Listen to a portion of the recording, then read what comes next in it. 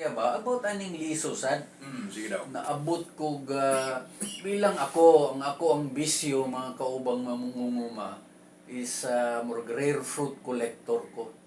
Nga unsang mga tanong diha nga di kasagaran, maningkamot ko nga matanong nato na para at least number one, ma-verify na ako, pwede ba din na din sa tuwa. Kunya ikaduha, makita dyan na ako, basig na aday potential. Bitaw. Kunya, usa ka panahon ato na ako diha sa Cebu. Dito sa ilahang plaza, kakita ko og mangga nga, pwerte mangga maya. Kunya, tilaw ko, tamis kayo. Kunya, ang katingalahan ani. Pag-apply na ako, gamay kaayo ang iyahang panit. Nipis kaayo ba? Ako ani siyang giablihan jud. Ang iyahang kanang cover bitaw sa iyahang liso. Sa akong katingala, Jer, wala may sulod. Why sulod? Walay sulod. So kung naalang, katong ginatawag na mo sa Ilonggo nga iyahang mga uganot, kanang murag Lanot-lanot. lanot-lanot niya, naa siya katong sidkot. Nya walay sulod. Why sulod? Walay sulod. So, unsaon niya pag-germinate? Unsaon niya tubo? Maulagi ni siya. So, bilang usa ka plant collector, wa ko ni ulit Davao ato. Ni-extend kong mga tulo ka adlaw siguro ba. Ako yung gipangita niya. Kibaw na ko kung saan mo pagpugong. Ha? Istorya sa nako. Tuwa de sa bukid sa Cebu ato ikatulong adlaw. Matrace yun na ako ang gikuhaan ato. Asa ning Bukira?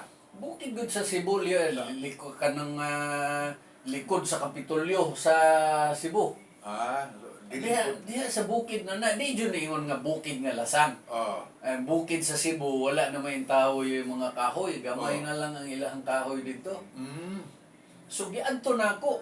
Di po ni sa Mualbual or Dili, sa diha lang sa likod lang sa Kapitolyo sa Cebu. So istorya na ako mangunguma na siyempre ngutan ako nung. Ngayon saon man nimo nga unsang klasehan ni imuhang mangga nga wala man niliso sa sulod. Unsa kadako tong manggaha lang? Mga murag ka ng mga sa kauban ng mga diya sa Cotabato banda kanang inatawag nilang manggamuros. Gamay raman na siya. Murag small pero murag bilog-bilog siya gamay. Mas dako og kumo sa bata o mas gamay?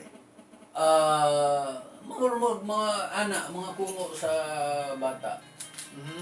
Nya perting tamisa. Sus, ingon na-discoveryhan na ako mga kaubang mangunguma. Nga nahimo sa atong kauban dito sa Cebu. Pag before mo bulak ang iyang mangga, iyan ang isprayan. Wala di yun siya musugot nga mo dool ang pollinators ba? So paggawa sa bulak, mo spray na sad siya. Unya, di na niya baluton. Sagda na niya. Mubalik na lang siya sa iyang punuan sa mangga para na lang mo harvest.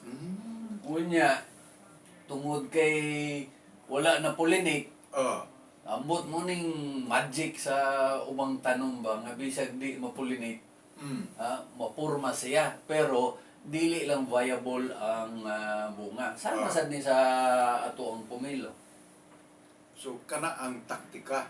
So di siya mo expand tungod kayo may liso. Oo. Pero ang tanan ng mga sustansyang gikinahanglan sa mangga to ay provide sa tanom sa iyaha. Tuwa sa iyaha. Imbis resulta tamis gamiton niya nga para padako sa iyahang liso. Dili na ibutang na niya tanan dito sa kuan. Ang tanan niyang goodness, ang tanan niyang kaayo. Oo. Pero katong na-mention na sad nimo ng katamis.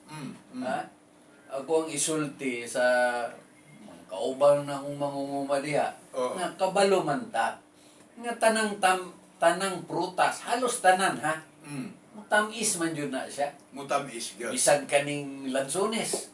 Tamis man jud na. Walay aslong na lansones. Walay aslong na mangga. Mangutana ng ubang wa na suwito diha. Nganong aslong man itong mangga nga hinog nga yilo kayo nga ako ang napalit. Ngano man ito? kay naman diya mga kalbo